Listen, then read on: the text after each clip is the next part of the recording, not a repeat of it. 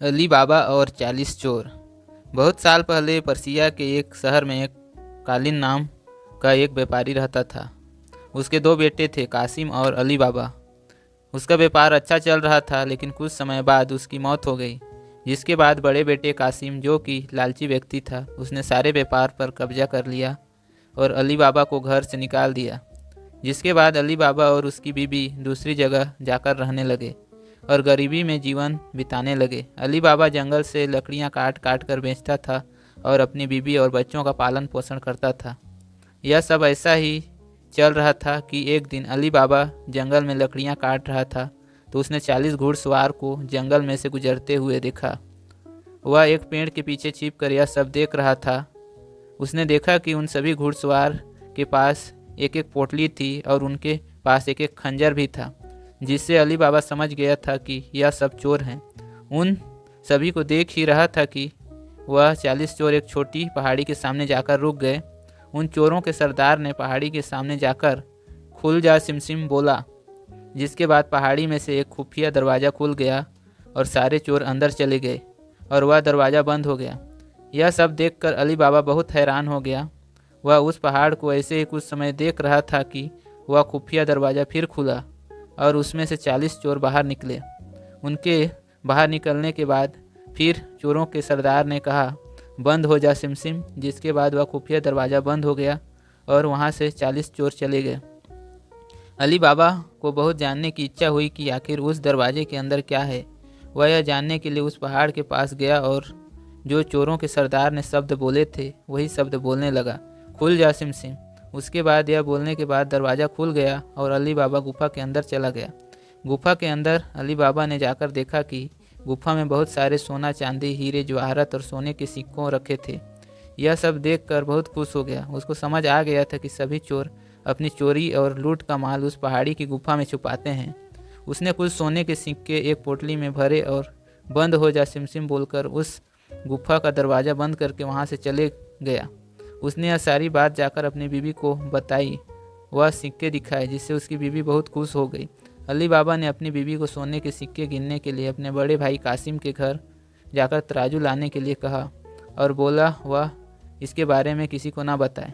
अली बाबा की बीवी तभी कासिम के घर गई और उसकी बीवी से तराजू अनाज तोलने के बहाने मांगा।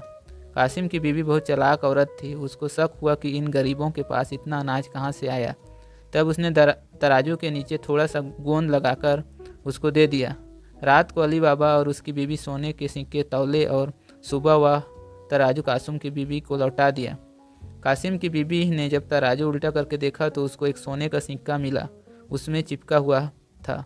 उसने यह बात अपने पति को बताई। यह बात सुनकर कासिम अपने भाई अली बाबा के पास गया और उसको सहानुभूति दिखाकर उससे सारा राज जान लिया।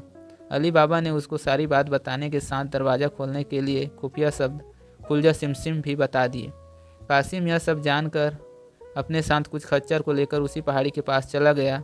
उसने खुल जा सिमसिम बोला और दरवाज़ा खुल गया। जिसके बाद वह उसके अंदर चला गया। उसने जाकर बहुत सारा खजाना देखा और उसने सारा खजाना भर लिया, लेकिन जैसे ही वह गुफा से निकलने के लिए खुफिया शब्द बोलने लगा तो वह शब्द भूल चुका था, जिससे वह उस गुफा में ही बंद हो गया। और कुछ देर बाद 40 चोर आए और दरवाज़ा खोलकर अंदर आए तो उन्हें कासिम मिला।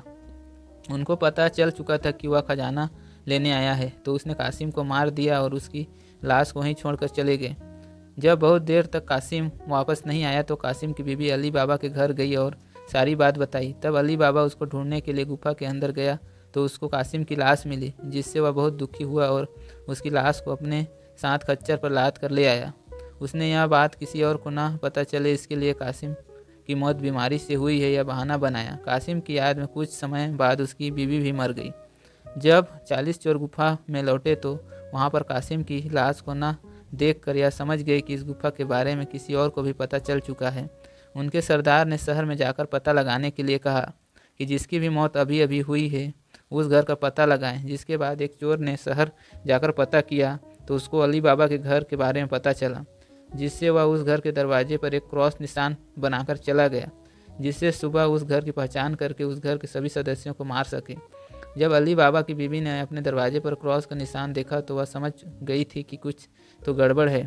वह अपने आसपास के सभी घरों में निशान बना दिए। जिसके बाद सुबह सरदार बाकी चोरों के साथ आया तो बहुत से घर में निशान बना देखकर परेशान हो गया और चला गया। वह बाद में फिर आया और अब की बार उस घर को सही से पहचान करके चला गया। वह रात को एक तेल व्यापारी बनकर आया और उसने 40 पीपों में अपने सभी चोरों को छुपा दिया और एक पीपे में दिखाने के लिए तेल डाल दिया। वह इन सब पीपों को खच्चर पर लाद कर अली बाबा के घर चला गया। उसने अली बाबा को खुद को तेल का व्यापारी बताकर रात में रुकने की जगह मांगी और तेल का भरा हुआ एक पीपा भी दिखाया। अली बाबा ने उसको तेल का व्यापारी जानकर उसको रात रुकने के लिए बात मान गई और उसको खाना भी खिलाया। लेकिन अली बाबा की बीवी को उस पर शक हुआ तो उसने पीपों को चेक किया और उसको थोड़ा ठकठका कर देखा तो उन सभी में से चोरों की आवाज़ आई। तब अली बाबा की बीवी ने तेल का भरा हुआ पीपा में से तेल लिया और उसको अच्छे से गर्म करके उन 40 चोर वाले पीपों में डाल दिया, जिससे उन सभी चोरों की मौत हो गई। उसके अंदर सरदार ने रात में आकर उन चोरों को बाहर निकलने की आवाज़ दी तो कोई आवाज़ नहीं आई, जिससे उसने पीपों को खोल कर देखा तो सब चोर मर चुके थे। यह देखकर वह बहुत डर गया कि अली बाबा उसको भी ना मार डाले। इसी डर के मारे वह वहाँ से भाग गया और बहुत दूर चला गया। सुबह अली बाबा की बीवी ने सारी बात अली बाबा को बताई। उन 40 चोर के सब खजाने का मालिक केवल अब अली बाबा ही था, और जिससे वह बहुत अमीर हो गया और खुशी खुशी अपने बीवी के साथ और बच्चों के साथ रहने लगा। इस कहानी से हमें सीख मिलती है कि हमें कभी भी लालच नहीं करना चाहिए। जिस तरह कासिम एक लालची व्यक्ति था जिसने अपने भाई से व्यापार छीन लिया और खजाने के बारे में पता चलने पर भी अकेला ही सारा खजाना लेने चला गया। अगर आपको कहानी अच्छी लगती है तो इस कहानी को लाइक करें तथा इसी तरह के और नए नए कहानी देखने सुनने के लिए हमारे YouTube चैनल को सब्सक्राइब करें। इस कहानी को पूरा देखने के लिए आपको तहे दिल से धन्यवाद।